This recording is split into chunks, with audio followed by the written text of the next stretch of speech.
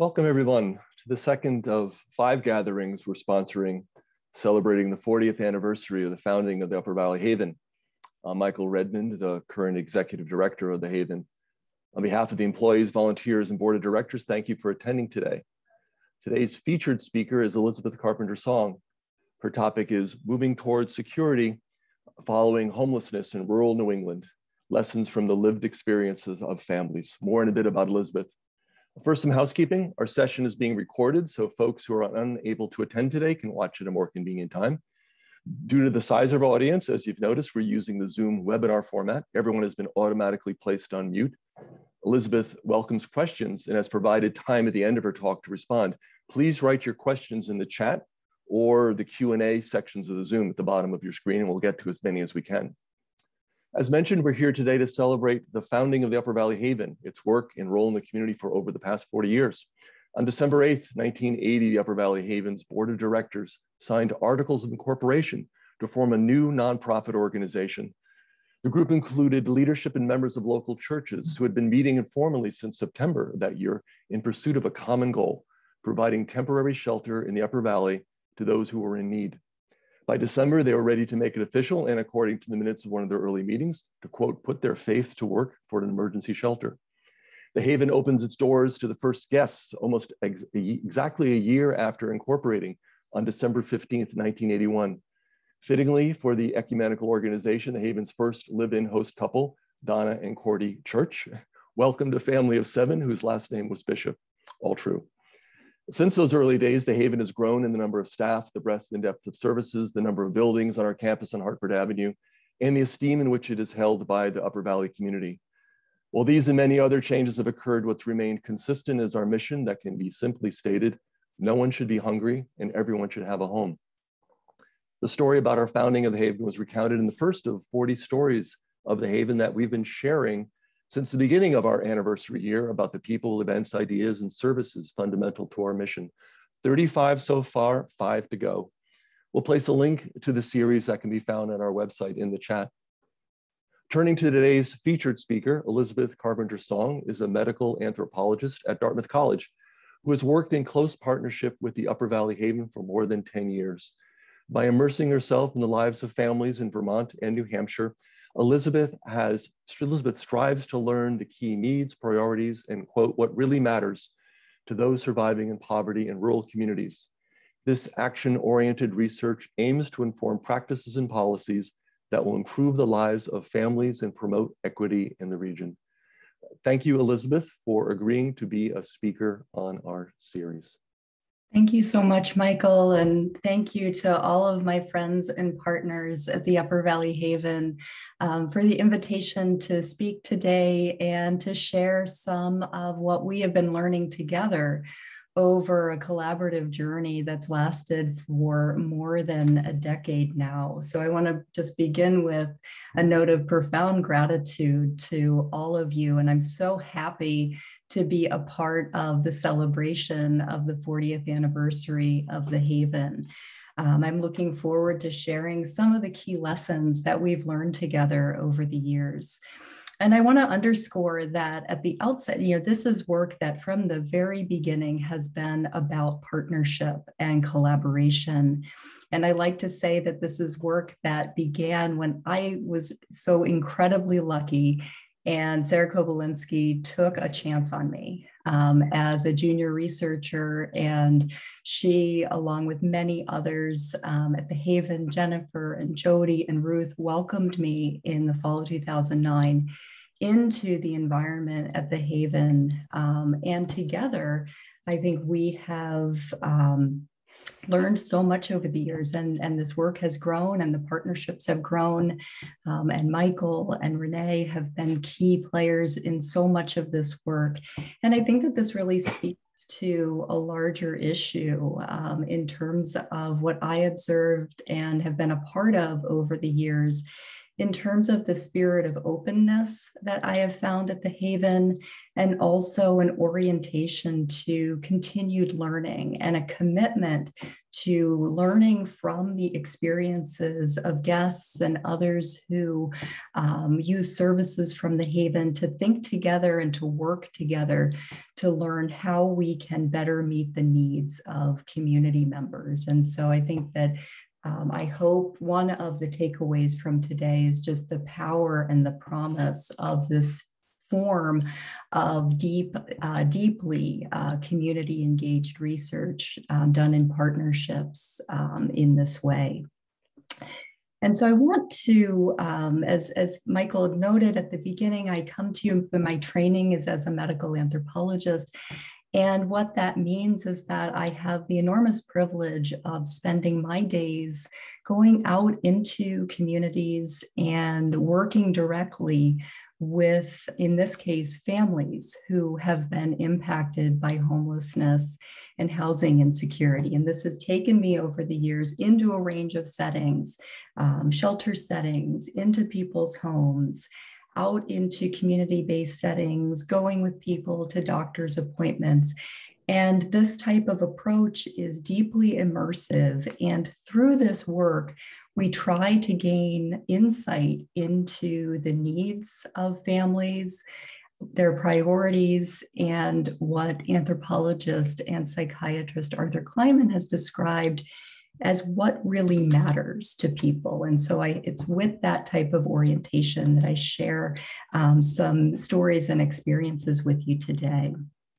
So at the beginning of this work in 2009, it really began with a question about what were the experiences of families impacted by homelessness in the context of rural communities. And this has been something that, from an academic or research perspective, the overwhelming majority of work on homelessness has been conducted in urban settings. And so at the time, very little was known from a research standpoint about the experiences of families in more rural communities who were facing housing insecurity and homelessness. And so it began with that central question of how can we learn directly from the lived experiences of families impacted by homelessness in rural New England. And this is something that, again, not much was known in the research literature. Some scholars in this space had described this as a hidden population. Others noted that those facing homelessness in rural communities were, quote, America's lost nation. I would also note that at the beginning of this work, we have to remember back that this was beginning in the shadow of the Great Recession in 2008. And so many people were struggling with respect to the economic fallout from the Great Recession that marked a kind of bookend to the initial research that we were doing. And so over time, we have worked on many questions together stemming from that initial foundational question. We have focused on experiences of mental health and substance use. We have tried to understand how it is that individuals and families navigate through systems of care and supportive services in rural New England, and with an eye toward identifying gaps and opportunities and missed opportunities that may exist within these systems of care. Always with an eye toward how can we apply the insights that are gained through community-based work in order to design and improve systems of care to better meet the needs of those impacted by homelessness and housing insecurity. And so I just want to pull up, let me see if I can share a few slides.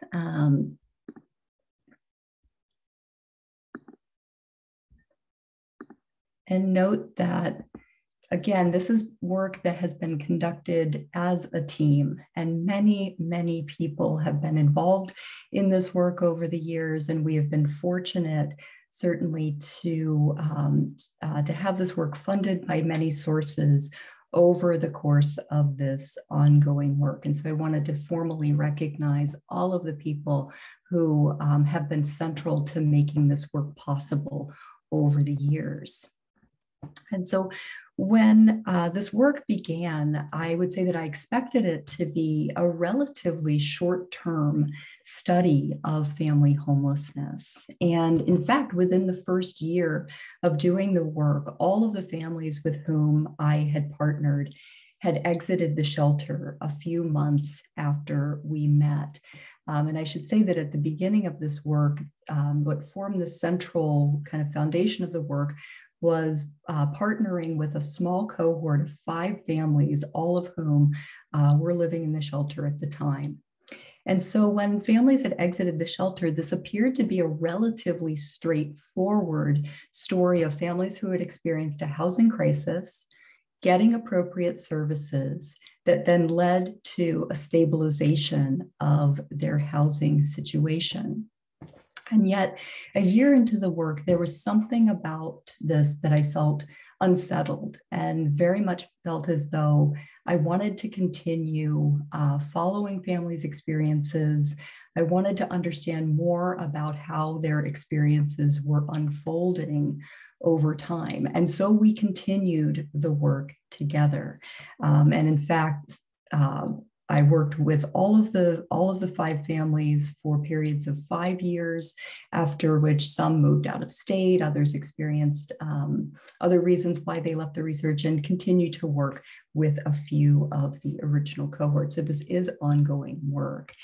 And so within this, what I'll be focusing on in the context of the talk today is really thinking about what happens to families in the community following an episode of homelessness, what erodes or supports families' efforts toward greater stability, and finally, what are some of the lessons that we can take for policy and community action? And so I want to begin with a story. And I would note that all of the experiences and names that I'm using today are, of course, pseudonyms. And all of the families with whom I've partnered have given permission to share their experiences in the hopes of improving the situation for others that find themselves in similar circumstances. And so I want to begin with the story of Abigail. And when I first met Abigail, she was a young mom. She was 19. And prior to becoming homeless, she had couch surfed with friends and had stayed with family. Yet over time, these relationships had frayed. And ultimately, her mother kicked her out of the house after disagreements over her kids. During their time in the shelter, Abigail spent months searching for housing, and this is something that's quite common in our region, given the profound lack of affordable housing. And so she was thrilled when she learned that there was space available in an apartment complex that had been recently renovated and that her housing application had been accepted. I remember her face breaking into a wide smile as she told me, "It's beautiful." And after 5 months of living in the shelter, she finally had a place of her own. And this was also subsidized housing, which meant that her rent would be capped at 30% of her income. And with waiting lists for subsidized housing, sometimes years long, Abigail truly was one of the lucky ones to be moving into an affordable apartment. And when I came to visit her shortly after she had moved into the apartment, she gave me a tour and she described positive changes with her young kids. She said that her son was sleeping better through the night. She said he was much calmer within this environment. And this marked the first time that she had lived on her own with the kids. Yet as the weeks went on, I also began to notice that Abigail seemed to have mixed feelings about the apartment. She was thankful to be away from what she described as the drama that could occur within the congregate setting. And she appreciated certainly being able to make her own rules and being able to come and go as she pleased. But it was also the case that she spoke more and more about being lonely. She was living quite far from her friends and her family. She had met a few of her neighbors in the complex, but I got the sense that she was spending most of her days on her own, alone with the kids. And at one point, she contrasted her current situation with her time at the shelter. And she said, it's so weird. I don't know. At the shelter, I was used to every morning waking up and, someone will be around and I had coffee with someone. And now I wake up to, it's just me and my kids. And then a few months later, Abigail and her kids moved out of the apartment and in with her best friend's family. When I asked her about this decision, she told me simply, I just don't want to be by myself. And this decision proved to be momentous for her. She ended up losing her housing subsidy, and this sparked then a cycle of continued housing insecurity for her that she faced over the next several years. And so I have an image here. I know this is probably showing up, quite small on your screens. It's not important to know all of the little details in these circles, but really just to take a step back and to take in all of the various settings in which Abigail and her kids were living over the course of 4 years. And she moved 14 times between March of 2010, when she was a guest at the family shelter, and June of 2014, when she moved out of state to live with family. And she experienced ongoing housing insecurity, as you can see from this visual, and continued in quite profound mobility. She was moving between arrangements of being doubled up with friends and associates, weeks or months spent in motels, returning back to the shelter through her efforts over time to gain access to affordable housing in a context where we live with extreme shortages of housing stock, and in particular, shortages of affordable housing. I also want to note, and I'll pull up these slides, that Abigail's experience was not unusual among the cohort of families with whom I worked. It's the case that families experienced periods of relative security and also urgency in their housing situations. All families experienced periods of housing stability. For some, like Abigail, this was measured in weeks or months. For others, they experienced longer periods of stability.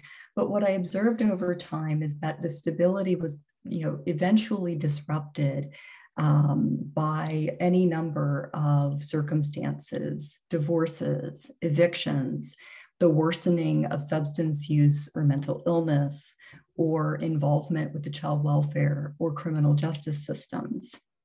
And so what we learned through tracing families' experiences over time in the community was really a key finding for us in terms of the crisis of homelessness appeared to be acute, that homelessness was episodic, and yet all but one of this cohort endured chronic housing insecurity in the years following their initial stay at the shelter. We think of this as families continue to live on the edge of losing housing. And their survival was often predicated on what shelter leaders have described to me over the years as shelter but not housing, with mobility becoming really a paradoxical constant within their lives. Families I'll pull this down, families lost housing for a range of reasons. Disputes with landlords, child custody issues, divorce, inability to afford rent. And oftentimes with few options available for affordable housing, families in the midst of a housing crisis would often turn to family and friends for temporary shelter. Taking in roommates, crashing with others was common, very common practice. And this reflected a kind of collective reciprocity, so that during times of greater stability, families would often host others on their own couches or floors. And when I visited with families, I routinely would meet new people who were staying for a few days in exchange for a small contribution to rent, or help with babysitting the kids, or help with the groceries. And then in their own times of need, families could turn and reach out to those within their networks to find a place to stay. And this form of doubling up was very common. It was understood as a temporary strategy. And it's also the case that these types of informal living arrangements were often precarious. And what we would find over time is that the stresses of overcrowding in small environments, different parenting and child rearing styles, even different housekeeping standards would all take their toll, ultimately disrupting these types of arrangements and leading to yet another period of a housing crisis. In this context, motels, it's important to note that motels served as stopgap housing when families had exhausted their couch surfing privileges. 4 of the 5 families from the original cohort have lived for long stretches, often months at a time, in motels over the course of the work. And the motels were often viewed as an unpleasant option by families, with people expressing their concerns about health and safety in these settings. It's also the case that despite these types of concerns, motels were a costly option for families. Sometimes families would meet the rigid eligibility criteria so that they could access motel vouchers from the state of Vermont. But more frequently, I observed that families relied on their own wages from work or cash benefits in order to pay for rooms that cost over $1,000 a month. In most cases, families would be paying by the week. And families were deeply aware of the kind of cruel reality of paying roughly the equivalent of market rate rent for a room that was typically pretty worn out. Oftentimes, cooking facilities were limited to a microwave and a mini fridge, and sometimes with the backdrop of daily worry over forms of violence and drug activity. And yet, families remained caught within this cycle of overpaying by the week because of the impossibility of saving enough on service sector wages for a security deposit plus first and last month's rent. I want to note, though, that despite their serious drawbacks, it's really important to understand that motels serve a critical role in the housing landscape in rural New England. Motels are a low barrier way to access shelter during a time of crisis, as you only need to come up with the cash for a night or a week. And so in our setting here, in which we have serious housing shortages, motels become a lifeline for individuals and families who have run out of options for a roof and a bed. It's in the absence of motels, families that I've worked with over time would have been contending with the much harsher realities of seeking out couch surfing with more distant people in their social networks, or they would have faced literal homelessness and the prospect of camping outdoors or sleeping in their cars. Once people in the work were housed, housing costs dominated their budgets for those without access to subsidies. And as we all know, in our northern climate here, the high cost of heating homes in the long winter was also a challenge. For families, this was exacerbated, of course, in the context of older housing stock, old and energy inefficient housing.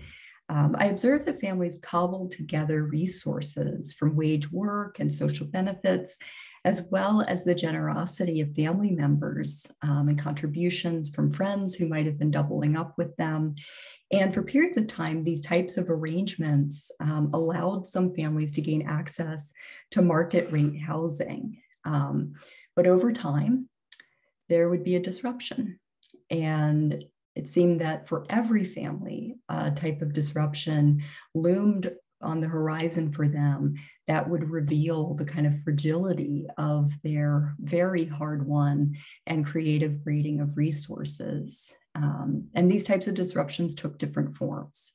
It might be an unexpected car repair, or an illness leading to a lost job, or strained marriage reaching its breaking point. And I want to highlight and underscore here that none of the families with whom I've worked over time were able to sustain paying market rate rents on their own, and would find themselves again packing up their belongings for yet another move. And this is something that, again, a critical, I think, learning opportunity, and something that the Haven was incredibly responsive to. And when we understood the ongoing precarity of family situations in the community, this type of work informed changes to the aftercare program. It informed making more robust linkages to forms of supportive housing programs. And I think overall, just much greater attention to families after they had stayed at the Haven, as we grew to understand the continued vulnerabilities that families were facing in the community. All right, I'll bring my slides back because I want to share with you that one family was an exception to the pattern of continued housing instability. And you can see in this visual that after a series of a few initial moves and periods of homelessness, Barbara and her family left the shelter and moved into a subsidized apartment. And then a year later, they used their Section 8 voucher to move again into another subsidized housing apartment where they have lived now for more than a decade. And I think what's important to note is that Barbara's family begins their trajectory in this work under a very similar set of circumstances as others in the research. The loss of housing in the wake of a family disruption, unemployment, and the economic fallout from addiction. And yet, after leaving the shelter, their trajectory diverges quite dramatically from others in this work. And Barbara and her long-term partner and the children never again faced the threat of losing their housing. And I want to note that this doesn't mean that life has been easy for Barbara, far from it. But I would note that she and her family have been able to weather the challenges that they've faced, and they have not had their lives severely disrupted.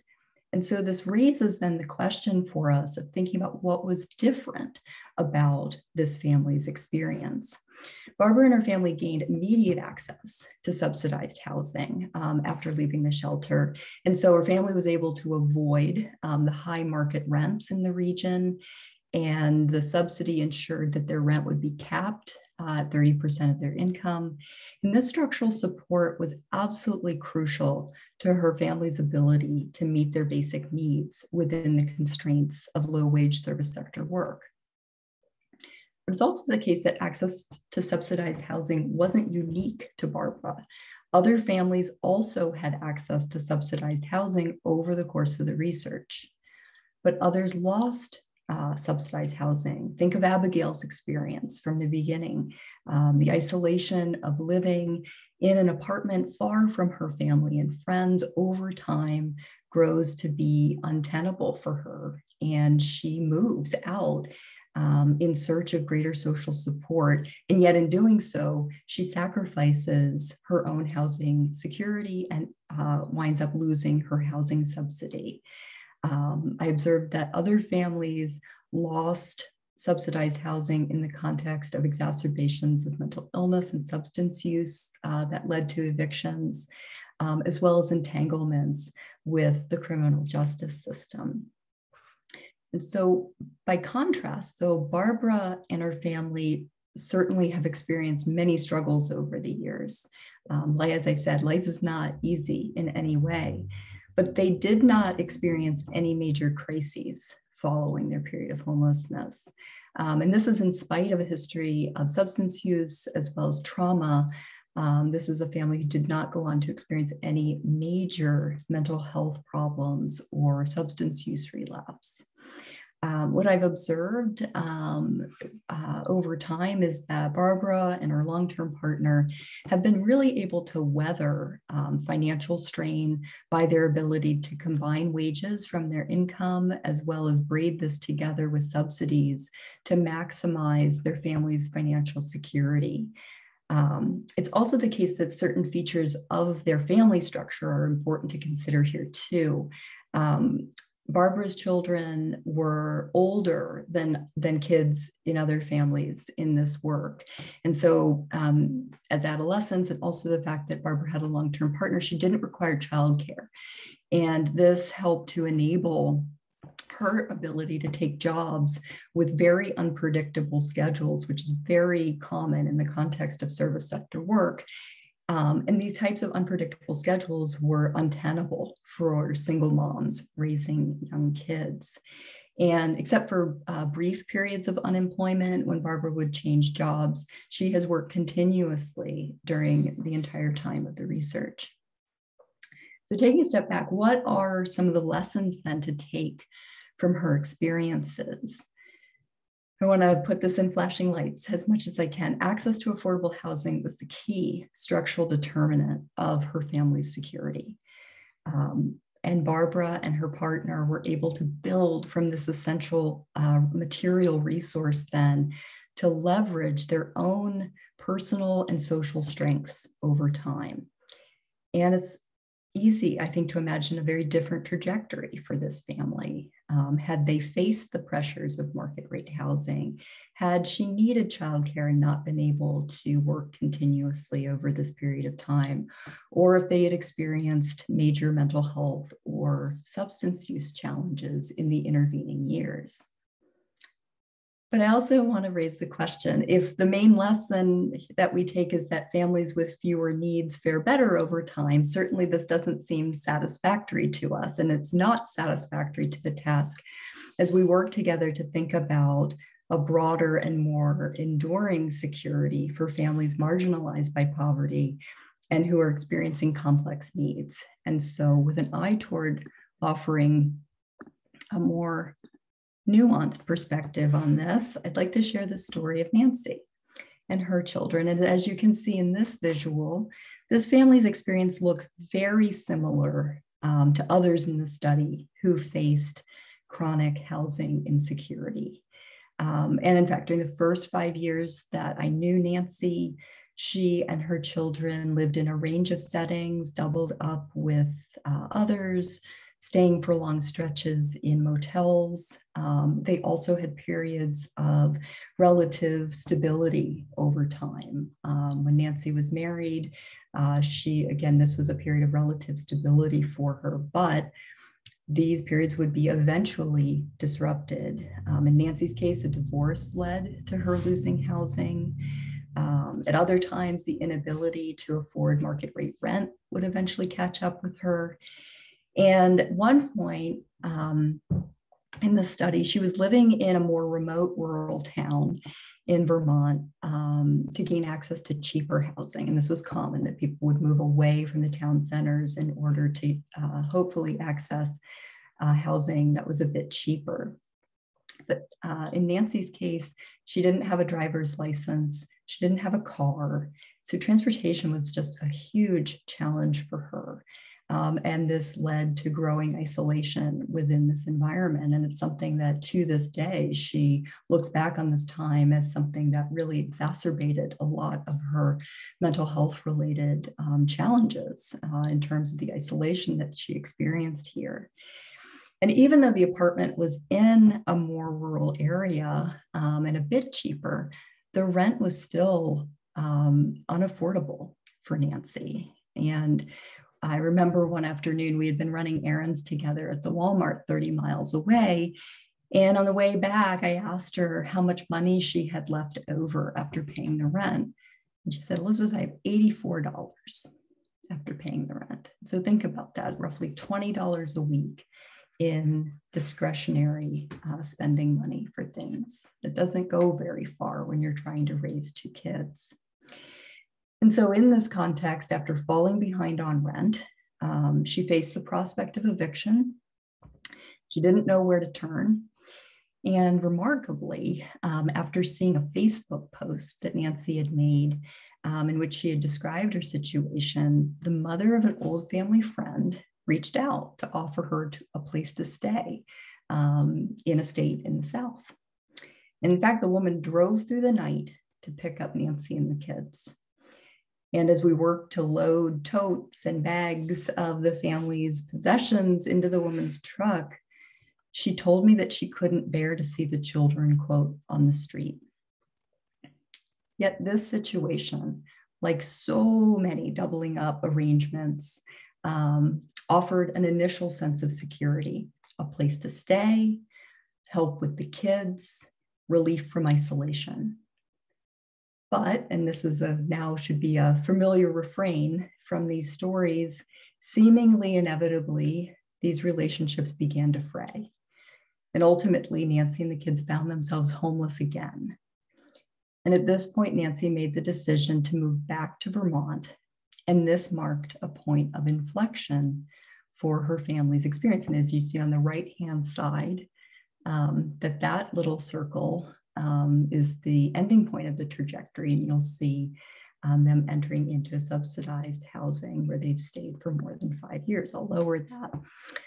And when she came back to Vermont, Nancy re-engaged with her old service coordinator at the shelter. And with the service coordinator's help, Nancy qualified for a supportive housing voucher through a partnership between the shelter and the state of Vermont. And shortly thereafter, they moved into a subsidized apartment where her rent was capped. And this marked the first time that Nancy was not paying market rate rent. Other features are important here too. The apartment was located close to one of the main towns in the Upper Valley, and it's also situated on the route of the free bus line. And so with easy access to transportation and with her kids now a bit older and settling into predictable school schedules, Nancy was able, for the first time in the time we had known each other, to look for paid work. Certainly the case that over the past 5 years, this is a family that's experienced setbacks, unemployment, and ongoing mental health challenges among them. Their housing is certainly not large enough for the family, and certainly some issues in terms of being substandard in certain ways. But despite these challenges and despite these types of threats to their stability that in the past would likely have precipitated another housing crisis for this family, Nancy's ongoing access to affordable housing, as well as a bevy of supportive services, has enabled continued, although fragile, security for this family. They've lived in the apartment for more than 5 years now. This is the longest stretch in the more than a decade that I've known them. And Nancy has worked during most of this time. Her kids are supported by a network of teachers and mental health specialists, coaches, and advocates. They're engaged in the community, participating in sports and music programs, going to summer camp. The family is visited regularly by case managers who stop by to drop off food and to check in with the family. And these service providers seem to really recognize strength among ongoing challenges. And with this different orientation, Nancy herself has grown incrementally more open to and more comfortable with engaging in mental health services. Outside of formal services, she is supported by and supports a close neighbor with whom she shares many common experiences.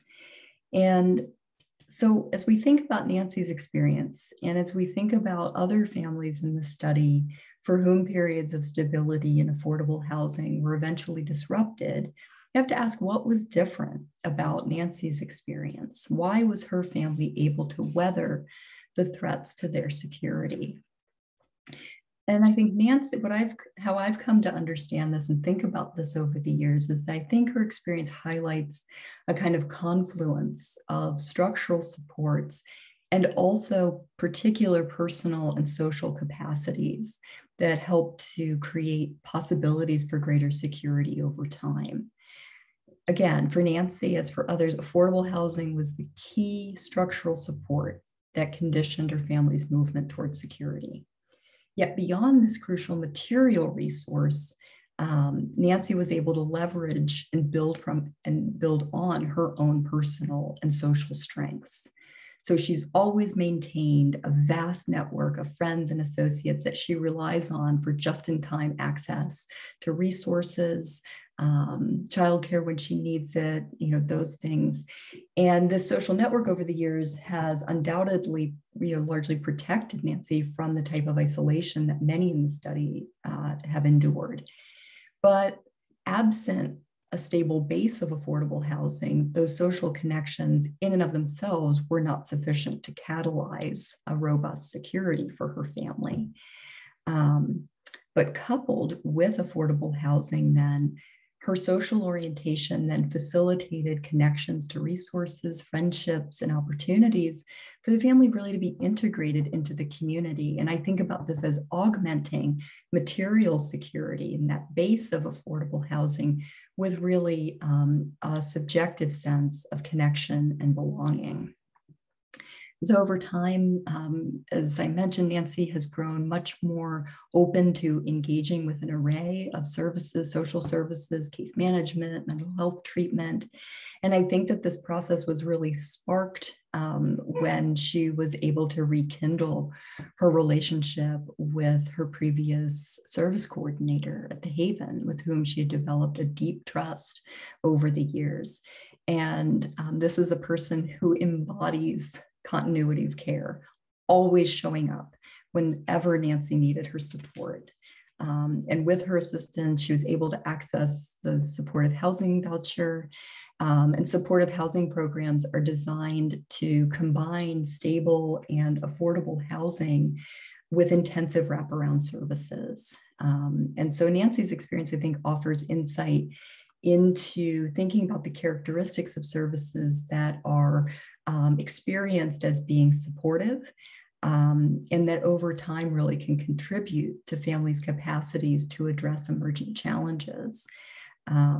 In her experience, we see that her vulnerabilities are responded to with support and compassion, not surveillance and judgment, which I observed among other families.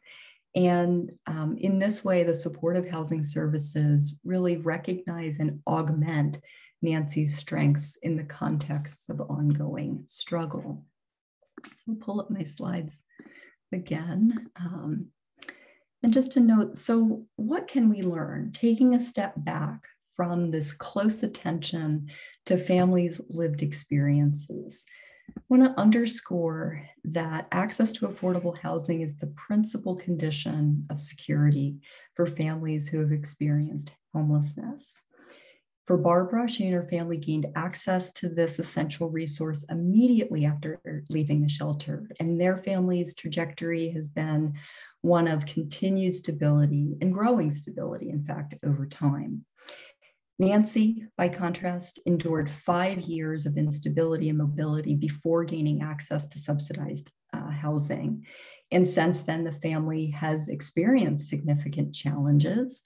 And absent that stable base of affordable housing, it's likely that unemployment and mental health exacerbations or shifts in social support would have plunged Nancy's family into another housing crisis.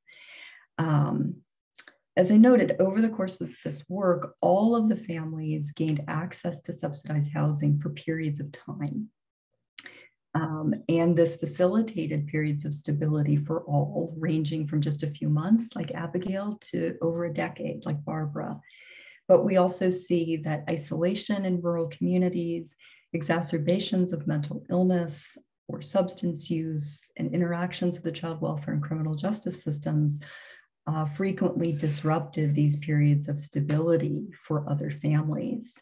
And these types of disruptions really underscore the need to couple access to affordable housing with a range of other supports for families. And I think Nancy's experience really illuminates the crucial role of supportive services for many families. And really, I would note that, of course, these services are not one size fits all. It's really important to recognize the tremendous diversity of families' experiences and thinking about providing individualized support. But it's clear that the type of wraparound supports that she has experienced over the years have been really central to her success. It's also the case that, we have to remember too, that we're thinking about rural environments in the context here of how we can think about designing supports and resources in rural communities and developing affordable housing close to town centers in rural communities can guard against the loneliness and boredom that we heard over and over in families' experiences when they were pushed to more remote areas, especially lacking access to transportation. Being close to town can lessen those types of transportation challenges and also really promote greater access to health and community resources by being embedded there. I also think that there is a real opportunity then in this space to think about how we can link the types of progressive orientations of many of our Upper Valley communities to practical action then that can increase housing inventory and options for affordable housing in the region. And this is going to take investments in infrastructure, also in some cases changes to zoning policies to enable higher density housing that will be proximate to services and resources. And these types of investments I see as absolutely crucial to increasing opportunities for community members to live and thrive in the Upper Valley. It's also the case, certainly, that the development of affordable housing faces numerous barriers, the political level, but also at the community level. And this is something that not in my backyard or NIMBY stances toward affordable housing need to be strongly rebuked.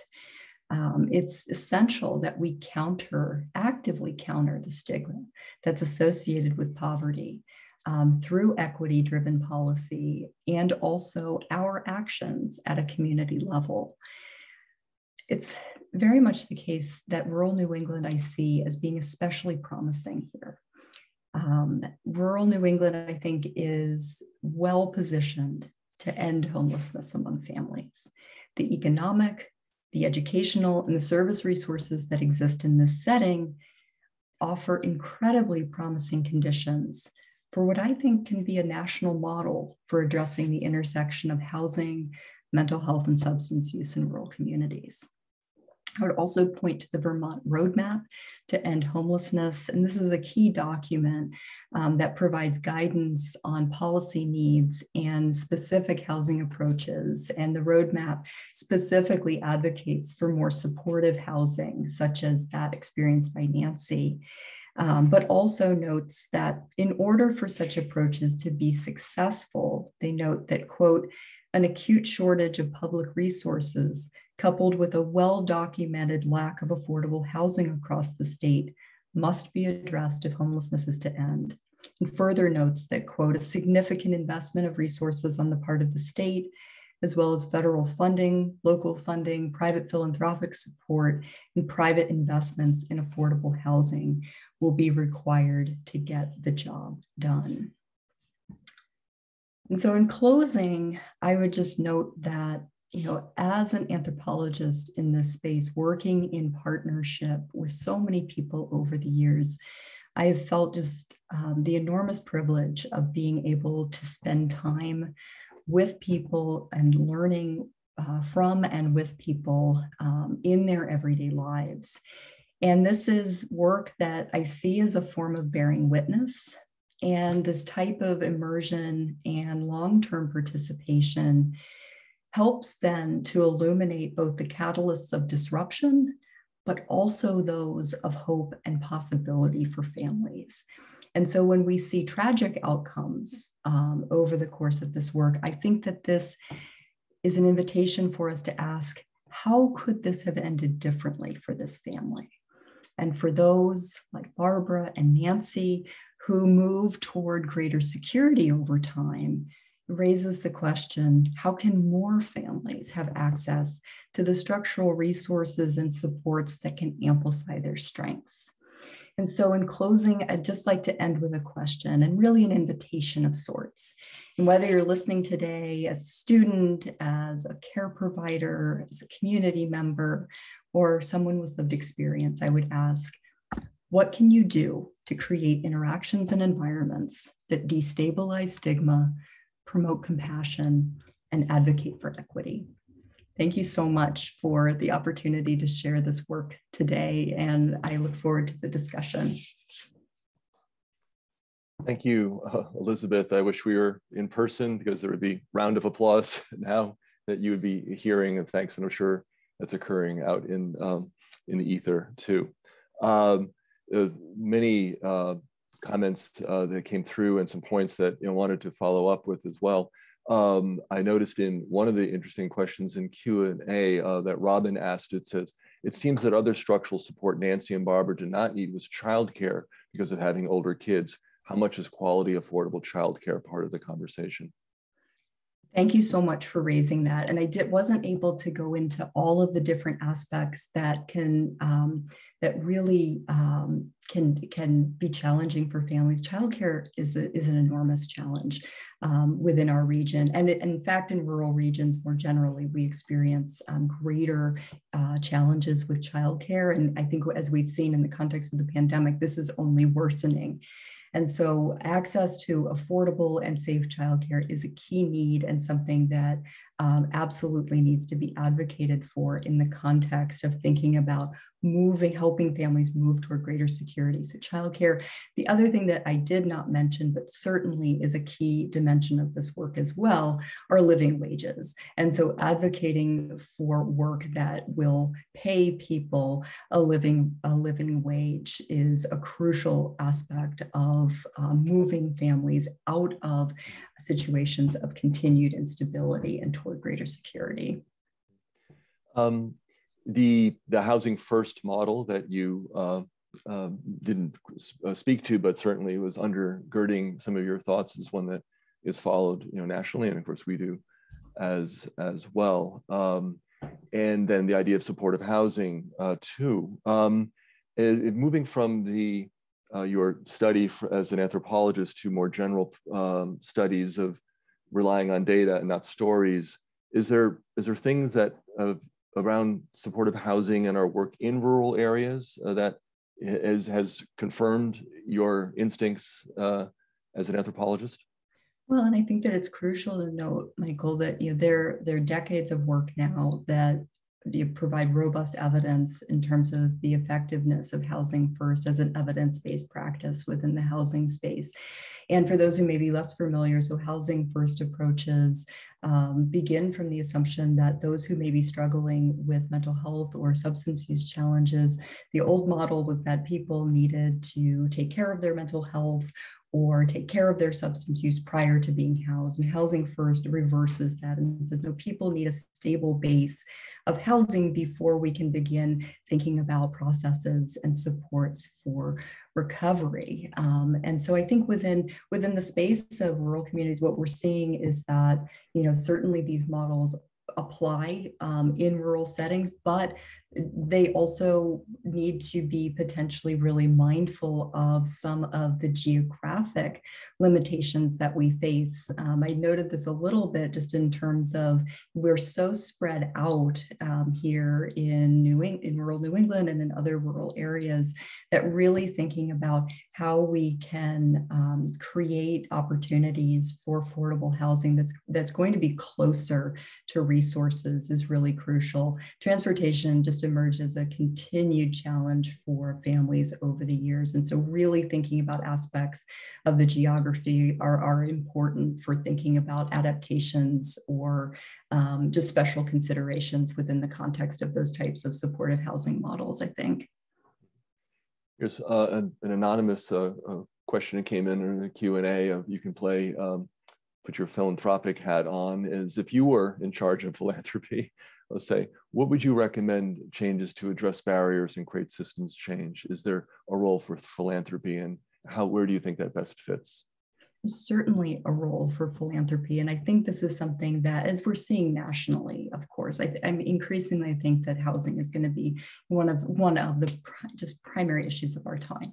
And so this is something that, as we're seeing this play out nationally, and we're seeing an array of creative strategies within this space, from thinking about the use, all various approaches to thinking about this issue.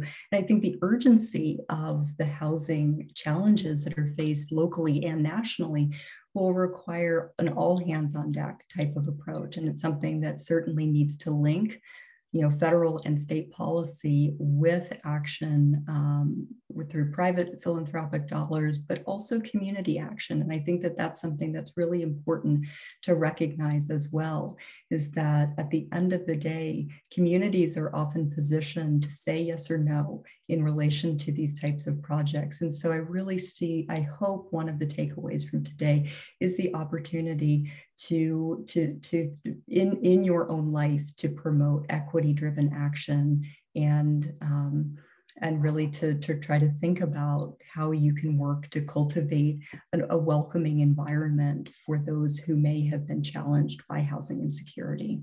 There are a lot of organizations that are in both planning and community action that are trying to address how do we work within our community to find ways to create the kind of housing in the kind of places with the kind of supports that you ask for. And I think everybody in their own town can do that. And there's a lot of it going on in the Upper Valley at the town level. Let me ask a different question that you mentioned, the bearing witness and your role as a anthropologist to speaking with people.